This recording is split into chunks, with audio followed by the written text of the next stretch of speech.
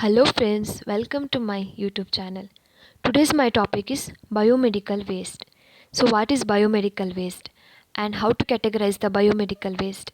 Then diseases spread through infectious waste, then biomedical waste management, then treatment for the biomedical waste. So these all are the topic we are learning in today's class. Introduction. Biomedical waste or hospital waste is any kind of waste containing infectious material. So biomedical waste is also called as an hospital waste. It contains all the infectious material from the humans as well as from the animals. Biomedical waste is generated from the biological and medical sources and activities such as diagnosis, preventions or treatment of diseases. So biomedical waste means it is any kind of waste which is mainly generated during the time of diagnosis, treatment or immunizations of the human beings or animals. A biomedical waste consists of solid, soiled, liquid, sharp and laboratory waste that are potentially infectious or dangerous and are considered as bio waste. So this is about the introduction of biomedical waste. So next we will move on to definition. According to the Biomedical Waste Management and Handling Rule 1998, they given a definition. It says that biomedical waste means any waste which is generated during the diagnosis, treatment or immunization of human beings or animals or in research activities pertaining thereto or in production or testing of biological research. So biomedical waste means it is the waste that is mainly generated in the hospital settings or in the laboratory settings. This is mainly generated during the time of diagnosis, treatment or immunization of human beings or animals or during the time of research activity. So this is about the definition of biomedical waste. So next we will see about categories of biomedical waste. So biomedical waste are mainly categorized under 10 headings. So category 1, it consists all the human anatomical waste such as human tissues, organs or any other body parts. Then category number 2, it consists all the animal waste. This mainly include the animal tissues, organs, body parts, bleeding part, body fluid, then blood or any experimental animal used in research. Also the waste generated by veterinary hospital and colleges, discharged from the hospital or animal houses. So this all comes under category number 2. Then category number 3, microbiology and biotechnology waste. So this include waste from laboratory cultures, specimens of microorganisms, live or attenuated vaccine, etc.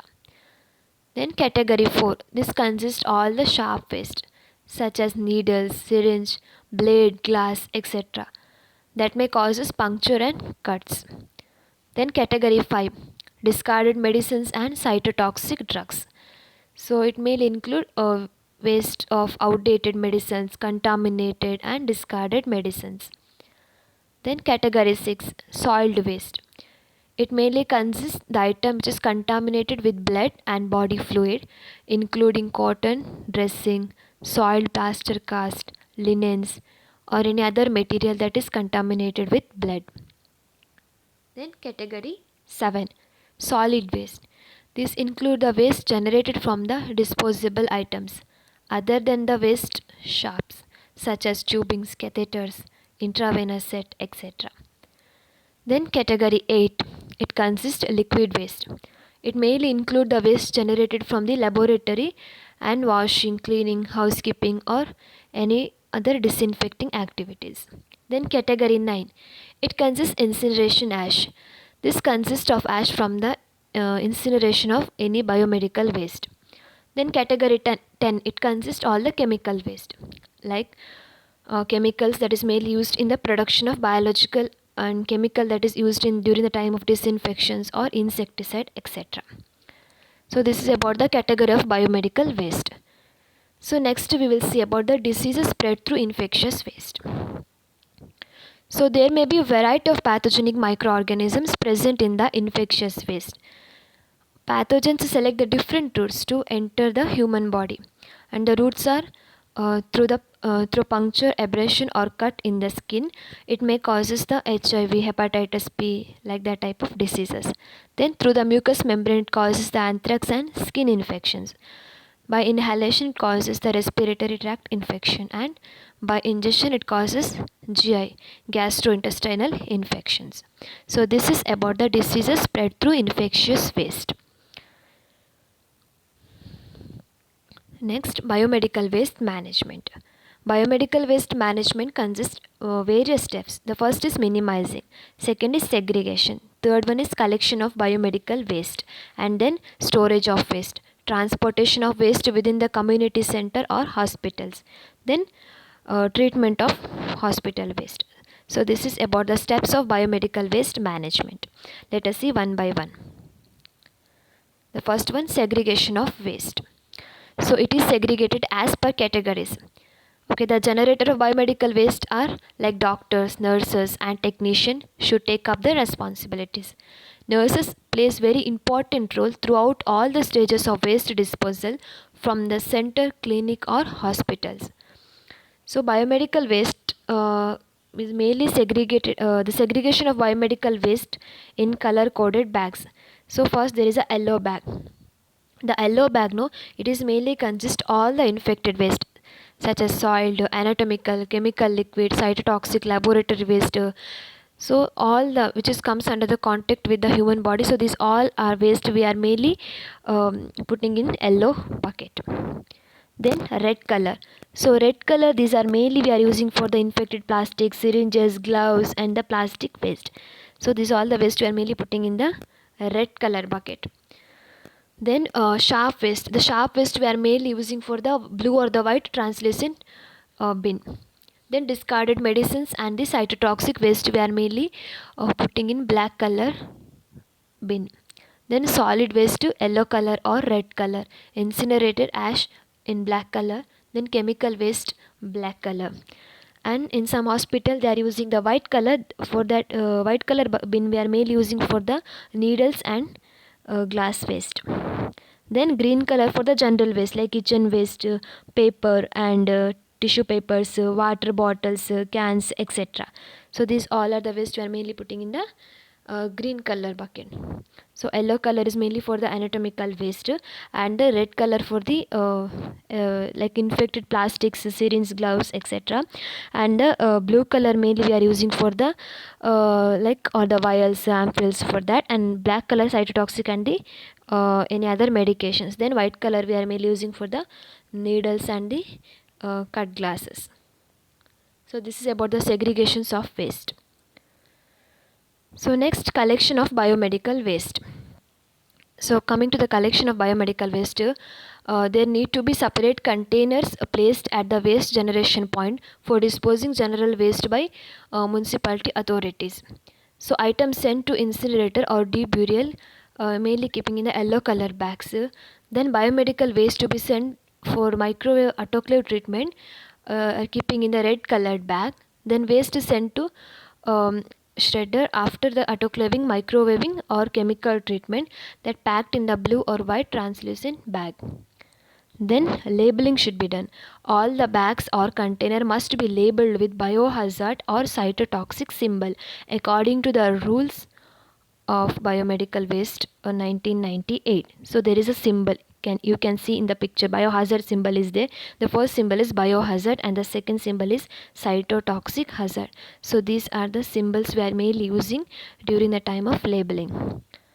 Then the bags, no, you have to ensure that waste bags are filled up to the 3/4 capacity and tied securely and removed from the site of the generation to the storage area. Then document the quality of waste collected and clean the garbage bin with disinfectant regularly. So this is about the collection of biomedical waste. And next one, storage of waste. So storage refers to the holding of biomedical waste for the certain period of time at the site of generation till its transit for treatment and the final disposal. So no untreated biomedical waste shall be kept stored beyond a period of 48 hours. So you should not keep the weight more than 48 hours. Then the person authorized need to be obtain permission from the concerned authority to store the waste beyond 48 hours, providing reason. Next, transportation of waste. So avoid the passage of waste through the patient care area by pre-deciding its route of transportation. Then assign different timings for transporting general waste and biomedical waste. Then use labeled container or cart for transportation. The trolley should be cleansed and disinfected after its use. Then transport the waste in authorized and labeled vehicles to the site of disposal. So this is about the transportation of waste. Then coming to the treatment of the hospital waste. So there are different steps are there in the treatment. The first one is autoclaving, second one is incineration, and third one is chemical disinfection, fourth one microwaving, fifth one secured landfill, and last one is deburial. So first one is autoclaving. So the process of autoclaving involves steam sterilization instead of incineration, which can be expensive. Autoclaving simply introduces very hot steam for a determined amount of time. At the end of the process, microorganisms have been completely destroyed. This process is particularly effective because it costs much less than the other methods and doesn't present any personal health risk. While some biomedical waste isn't able to be disposed of via autoclaving, around 90% of materials are sanitized this way before being sent onto a landfill. So this is about the autoclaving. It's very it is well inexpensive method of waste disposal. The second one is incineration. So the major benefit of incinerations are that it is quick, easy and simple. It effectively removes the waste entirely and safely removes any microorganisms. However, when burning hazardous materials, emissions can be particularly dangerous. Some states prefer for the waste disposal companies to look toward the incineration as their first choice. But materials must be reviewed and determined as safe to burn. And third one is in chemicals. When it comes to liquid waste, a common biomedical waste disposable method can be chemical disinfection. So chlorine is a regular choice for this process and is introduced to the liquid waste in order to kill microorganisms and pathogens. So chemical disposal can also be used for solid waste, but it is recommended that they be grinded first to ensure maximum decontamination. So liquid waste once decontaminated is then disposed into the sewer system. Next, microwaving. During this process, waste is shredded, mixed with water, and then internally heated to kill microorganisms and other harmful elements. One of the main benefit of this process is the shredding aspects. So it is lowers the volume of biomedical waste and is reportedly more energy efficient to use this method than to incineration. So while it can't be used for all the biomedical waste, it can be utilized for a good 90% of it, just like autoclaving. Then secured landfill.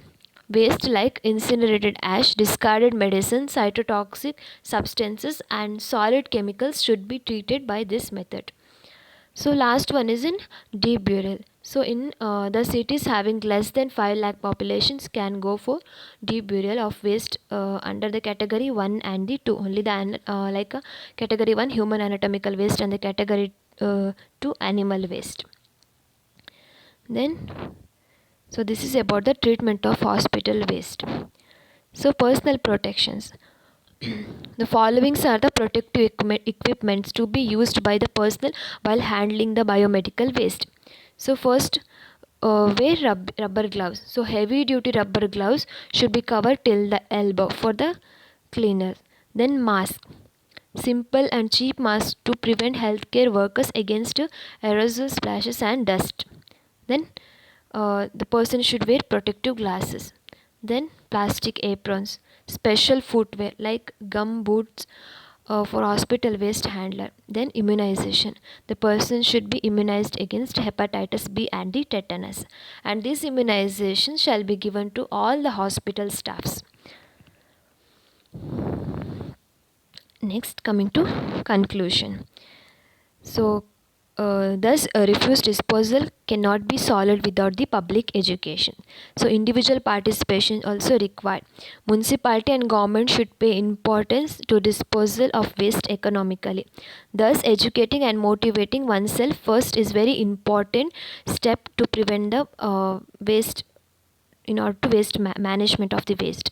So start disposing waste first from within your home, then outside the home, then neighborhood, then your street, your area, city, and then the nation and the world. So let us make this world a better place to live in. So thank you all of you for listening my today's class. Hope all have understood. So if you're having any doubt, please comment it in comment box, and please like, share and subscribe my YouTube channel. Thank you.